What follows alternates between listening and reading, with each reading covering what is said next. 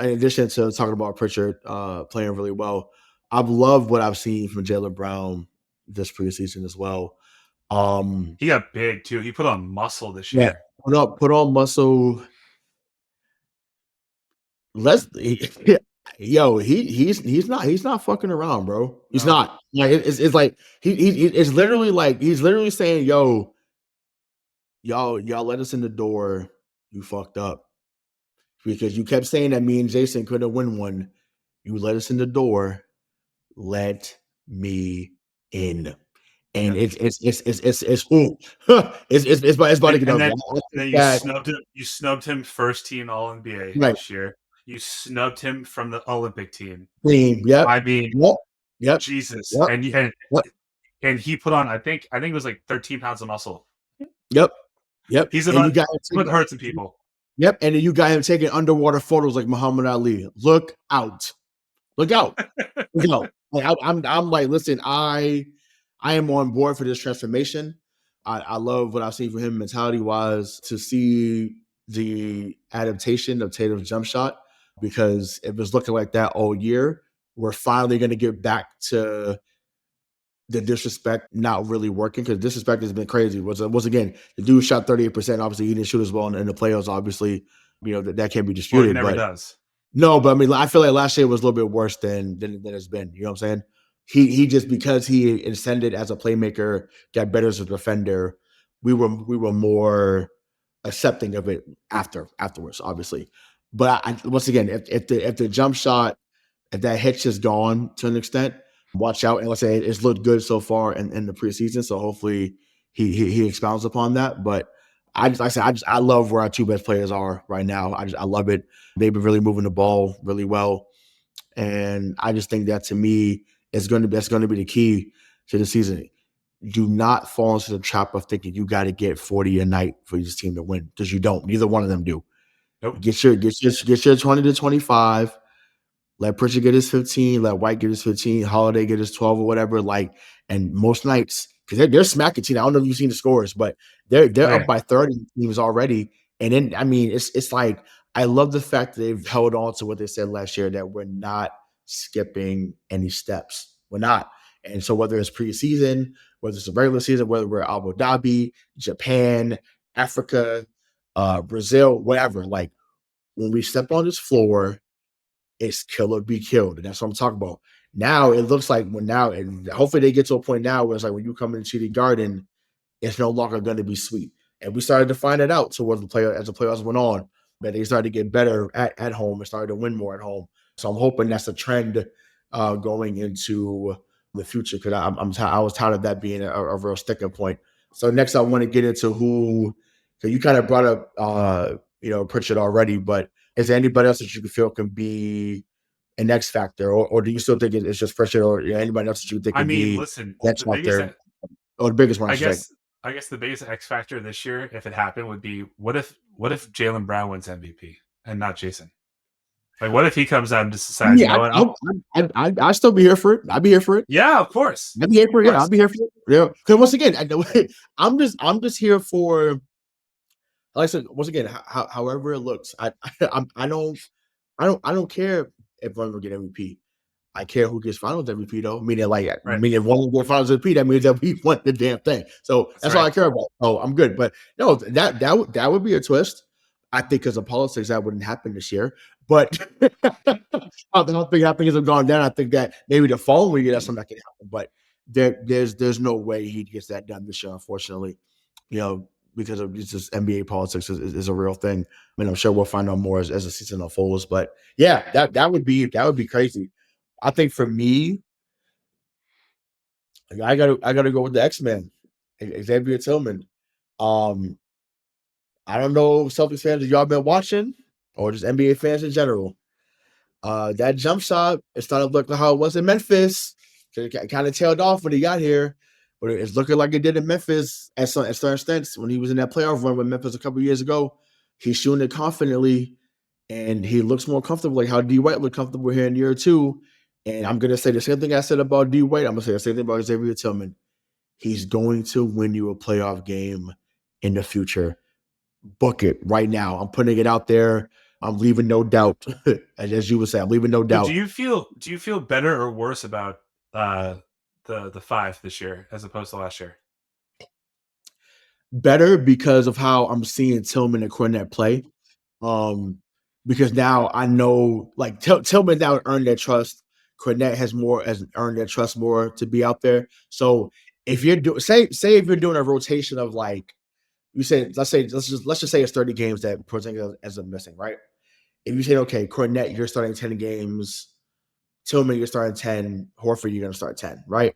Once again, that's ideal, right? It's never going to happen the way that you, want it to happen, but that's just ideally how I think it should go. So, so I feel like that would be the most ideal thing, but because of how comfortable they've looked in the preseason, and also too, we forgot about Kata. Kata's another guy who looked really good. I think the other night he had 12 points, 15 rebounds. Once again, that's impressive. I don't get that's impressive. 12 points, 15 rebounds, and the best part was 5 assists. 5 assists for a guy who is the third or fourth center on the team, and he had 5 assists. So that to me lets me know that the messages are being preached from 1 to 15, that we move the ball and the ball finds good energy and everyone can eat. So that's a beautiful thing to watch, and which is going to lead to most teams getting blown out the building. Which is great for me because I'll hear Eddie Palladino say that's the ball game, and I'll go home on time. So it's a beautiful thing. So I look forward to a lot of those blowouts. I don't need a close game. I don't need excitement. I just want to hear. I want to see the video of Red. They don't always show it up there, but I want to see the video of Red smoking a cigar because that means it's a ball game. So that's what I'm here for. So, but yeah, but I say yeah, Tillman is someone that should be. He should do wonders a year too. And like I said, I want to be clear. I want to reiterate. He will win you a playoff game come this April or May or even in June. He hit one of the biggest shots in the finals in Game 3 when Dallas was going on a run. He hit that 3 in the corner to kind of quiet that crowd out there. So yeah, I'm high on what he can do. This coming season. So you and I have always gone back and forth on what needs to get better or what I need to be more critical of. So we had this moment to do that now, right? We could talk about it because we talked about it earlier. But what do you want to see them improve on the most collectively going into the season? Well, it's hard to really nitpick a team that just won a championship, and in a way that they never anything like can though. Like they were supposed to win last year, and from start to finish, they were the most dominant team in the NBA. So honestly, what I want to see from them out of this year that we did not see last year is but this is it's so tough. I realize I'm saying this, but you can't you can't lose by 30 points to a Laker team that doesn't start LeBron James or Anthony Davis. Mm-hmm. You can't have those games. Although, again, they won a fucking championship. Other than that, though, I would just say, listen, I over the last couple of years have always been the guy that says, like, stop jacking up threes. Like, if it's not falling, it's not falling. But again, they won. I would just say that in all the losses that we pointed out last year, every single loss with DK and I did that show about nitpicking those losses. It's when they were jacking up threes and they were shooting sub 27%. Whenever this team shoots over 30% from three, they win. They fucking win. Always win. Right. So you should know pretty early on. Like if you've thrown up 33s in the first half and only 6 have fallen, you have the talent to beat a team in the paint. You can do that. Right. So do it. But that's pretty much it. Like they fucking ran it from start to finish last year, man. So I'm just gonna say, like, don't believe your own hype. Lots of teams have won one. A couple have won two. Like, you're here to be a generational team. Don't stop. Right. Yeah. Nope. I'm full on with that. I think for me, this is just collectively, I want us to be better with free throws. Because it's not just a JB thing. I felt no, seriously.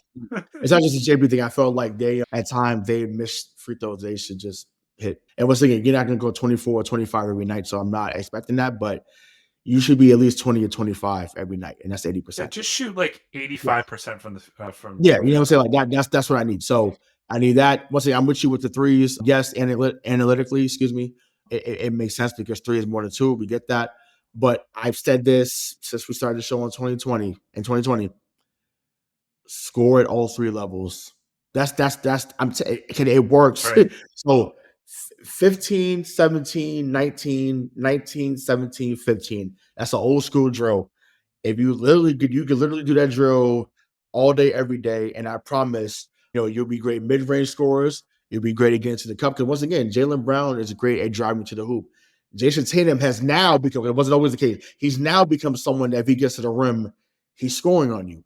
Drew Holiday plays in what they call the dunker position, and he's always open underneath for a layup or for a dump off to a big man. So I just think keep the main thing the main thing, and the main thing is for the Boston Celtics to score, not Tatum to score, not Jaylen Brown to score, not Holiday to score, but for the Boston Celtics as a whole to either get 2 points or 3 or 4-point play, depending on who gets fouled. So that's what they have to keep in mind. Like you said, I love the don't believe the hype thing because once again, I think Joe was already preaching that. I think that he's a psycho in that regard, as they say. Like he's not believing the hype at all. He's like, look, yeah, you won it. Okay, so what we gonna do? What we gonna do now? Like, you gonna respond like champions, or you gonna bow out? So I love that. I think that that's part of his mentality already. I do think he got a little bit of that from the year being under Ime as well, because Ime was on their ass about that as well, about not believing their own hype. It's not playing like bitches, as he said in the lot in the in the huddle a couple of times throughout that season. So yeah, so I think that's the biggest thing I want them to focus on. I fully expect them to dominate again, especially if healthy. They had a really good record without Porzingis last year, so I just feel like they've been excellent with next man up. And yeah, I do think that you're looking at the next NBA dynasty. Like, yeah, I do, I really do. And once again, it's easy to say because people felt that way about Denver, and obviously Golden State have found a way to beat us in 2022, and then people thought Milwaukee was on their way too when they won in 2021. But just how this team is built, they should at least get one more. Once again, I don't know how Yeah. that's going to look when it's going to happen, but they should at least get one more, especially when your two best players are still under 30 and then everyone's locked up for the next few years. So it's not like it's something where you have to worry about who needs to get re-signed. So I love that. So before we get out of here, some more things we could touch on. Who is your biggest threat to them in the East, and then just who's the biggest threat to you overall in the NBA? In the East, it's got to be the Knicks with the addition of Cat. I think that team now, unless Tibbs plays a 6-man rotation for all 82 games and they're all fucking Yeah, gassed crazy. again. But with Brunson, Bridges, Hart, Anunoby, and Cat, that's a hell of a starting 5. So Right. that will, Yeah. and I think Tibbs is a good coach. So Yeah, he is. He is. that they're going to be formidable. I know you love Embiid, but I think that any team Embiid is on is a losing one. So like I think that they're gonna have Yeah. they'll probably have a better season for sure. Yeah. Yeah. With oh god, Paul Well, George. But I tell you who I'm not worried about. I'm not worried about the Bucks. yeah. But they got so I mean obviously for those that listen to the show we know why you're not hiring them. I get that. They're number 4 for me too though. So let me be clear. I agree with you on that. And it's not just about the coaching. I just think that they had their window and they tried to bring it back with getting Dame, and Dame at many times was awesome last year. I just don't know if their core can stay healthy, and Yeah, that's one. And two, are you athletic enough to deal with Philly, to deal with New York, and then to deal with Boston? So to me, that's where they're fourth for me. Once again, Giannis changes a lot and can do things that that Tatum can do. He can do things that Embiid can do. Like so, he's the equalizer in many cases. But can the rest of your team be there? Now they did sign Gary Trent over the summer, so I think that Gary Trent Jr. is a really good 6-man. He played with Dame in Portland, so I think that there's some familiarity there. Excuse me. So I think he's going to be really good. But yeah, I'm higher on Embiid because the talent is just it's the dude is when he's on. I mean, a big man should not be able to move the way he's able to move at times, which is why the knee injuries happen. And Philly fans, most of y'all I love, but some of y'all I can't stand. Um, I need y'all need to y'all might need to face the music this year. Y'all may have 2 or 3 years left of like Embiid at this level because the fact that he's already or they're already nursing, no pun intended, they're already nursing the knee injury. Um, which I get, right? Because it is preseason, but it's like he has struggled the majority of his career with conditioning. So for him to miss this time where conditioning was key and you get your Yep. win back, you get your you get your repetitions in, um, it's gonna be hard. It's hard. And once again, he's gonna have to lean on PG. Listen, Maxi is real. So for those that know me off the I off mean, he's the he's a he's a Celtic killer. yeah, Maxi is a problem. So um that could be the guy that carries them in the regular season. Because I think that's what Embiid needs too. I think he's had to do so much in the regular season that he's damn near out of gas come playoff time. To me, I run everything through Maxi. I know Paul George has got there, and I know they finally got rid of Tobias Harris, aka J. Cole. So I get it. I get it. If I'm them, and we saw in Game 5 against Philadelphia. I mean, against New York in the playoffs when Maxi hit that three from the logo to win the game. Oh, try to get whatever it was. That shit was crazy. I was like, I have not seen a shot that gutsy in a long time. I don't care what round it was. Like that, that was incredible. So to me, I'd run my offense through him. He is like that. He is the real deal. But then let Embiid and Paul George do what they can in the playoffs. Once again, they have not been past the second round since 2001 when Right. Philadelphia played Milwaukee. Since they had the Um, answer. yes, without AI, you know what I'm saying? So and at that time, AI wasn't artificial intelligence. So it's wild. It's wild. But for me to answer my own question that I asked you, I agree. I think that it is the Knicks as well. But then I just think that in overall, I want to jokingly say the Heat, but it's just I feel like that's been a running joke on the show. But we can't even say it's a joke because at full strength they've done really good things against us. So I'll say in the East it's the Knicks and the Heat. So I'm going to Yep. give the Heat some respect. I'm not going to It's be Knicks, Heat, Philly, and the yes, West. It's probably Denver, Denver, OKC, uh yeah, Minnesota and probably, yeah.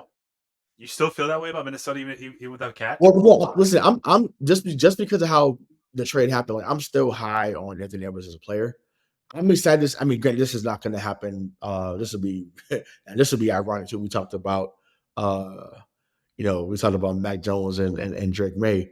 How funny would it be if it was Celtics Grizzlies in the finals next year, and Marcus Smart makes his return to TD Garden and Game Oh, 1? I would love That that. that, that would be that would be insane. And then we sweep them. Oh, that'd be beautiful. But John Moran probably gets you one though. He's that good. But like you said, he said I'll find in the West. So we go find out. So I'm hoping they're healthy. I hope that they're all healthy. They had the injury bug was crazy on that team last year. So I'm hoping that they are all healthy. I like Jaw a little bit better than Ant. I know DK is high on Ant as he should because the dude is a problem.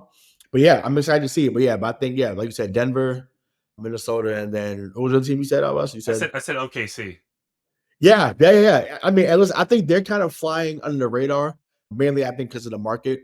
which is But wild because they were the number one seed last year. once you exactly, you know what I'm saying? So I feel like when you have, SGA, people forget they made the first big splash of the offseason. They got traded for Alex Caruso. And, he's a very formidable, wing defender. He was a champion on the LA team in the bubble in 2020. He made some big shots in his time in Chicago. So and I can hear Stacey King say, "Turn up the AC." So he's a really talented player. So um, I think he's going to help them immensely. I love Clay in Dallas. Obviously, I think it's going to take some time for that to gel. But Luka has never played with a shooter like that ever. So Luka might lead the league in assists. He hit 40 in a game. Like that's and that might be on the low end. So well, So you think Dallas with Luca, Kyrie, and Clay, like you think that's a formidable big three I if they're all think healthy? if Clay if Clay comes in motivated and says, "Let me remind," because the thing is, let's be real. People think that Clay is washed because of what's happened the last couple of years, right? Right. And at times he's looked washed, right? Obviously, the last game against Sacramento in the playoffs, he was 0-10, which is unbelievable that he was 0-10, right? We would have had pitchforks out here if he went 0-10, right? I think that lights a fuel under him, and he's going to remind people, especially out west, you guys thought it was sweet. I'm not some random guy off the streets. I'm a 4-time champion. I am the second greatest shooter to ever play this game. And I'm gonna remind you come this season. And for one, I hope that he does well, just not against us. So because I'm a Klay Thompson guy, I think that Game 6 Klay is a real thing. Yeah, Second greatest shooter of all time. no, I should say second. Yeah, he is. Yeah, Yeah, yeah. he is. He is. That's his former teammate is first. And then the guy that played for us is third, Ray Allen. So, So you would take. We don't have time for this, but you would take well, like no, Ray Allen real quick. No, in a vacuum, once again, over Ray Allen. I love Ray. When we've seen Clay and Steph do, once again, we caught it up close. We caught it up close in the finals. I was right behind the bench, like and maybe it's my PTSD talking, right? Maybe it's my PTSD from what happened. I mean, that's Maybe he's probably the best duo. But like I said, if people have Ray above Clay, that's not an awful thing. Even if people talked about Reggie, because people love Reggie Miller too. I don't disagree with that. Well, I wouldn't dispute that. But for me, it's Steph, Clay, Ray. Now, like I said, now anyways, Steph, Clay, Ray, then Reggie, or let's say if you want to put Bird there, whatever, as shooters all the time. Because whatever we seen them do the last 11, 12 years has been nothing short of amazing. And Mark Jackson told us, he said, "Hey, I'm coaching the greatest shooting backcourt ever," and he wasn't lying. Like he wasn't lying. So I'm with you. I'm with you when you're right, Mark. So that's that. But I wanted to pull it back to the Celtics as we close out because we're getting a little long in time. So regular season win prediction. So like I said, they were 64-18 this year. Obviously, they're starting the season without Porzingis. So what do you see them, or what do you predict that they will do this season? Yeah, I'm going to say 60-22. I think that's they're going to get to the 60 win mark. I'm not one of those guys that cares if they go 72 or 73-9. I don't want any of that shit. I want better 19.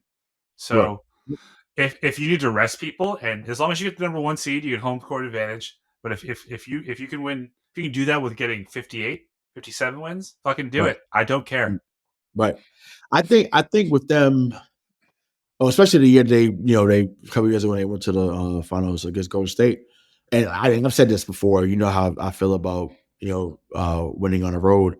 People can say what they want about Tatum. The one game on the road, I trust him.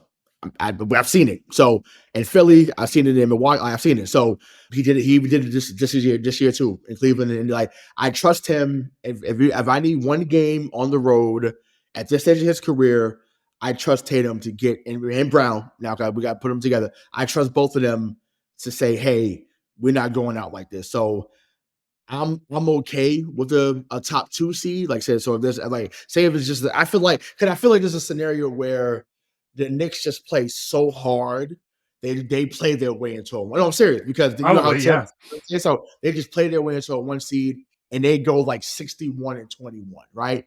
And then we just go 16-22. I think for me, I'm gonna go 59-23. So I think that the Knicks just kind of play their way into the 1 seed.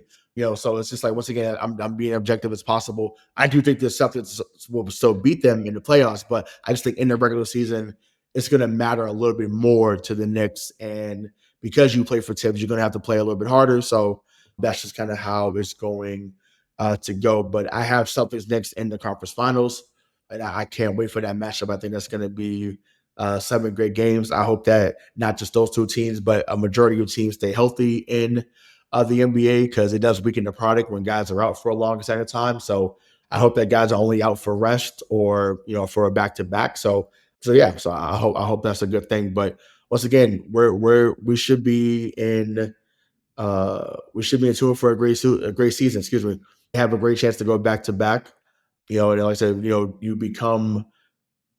go from becoming a good team to an historic team if you win back to back. Once again, think about Detroit. You think about the Lakers. You think about Chicago, obviously. You think about Bill Russell's Celtics back in the day. And quite frankly, if you do this, if you win back to back, you do something that Larry Bird never did. Right. Yeah, although he went to 4 straight finals in the '80s and they won 2 of them, should have been 3, but some guy named Magic Johnson, hit that hook shot, but it's okay.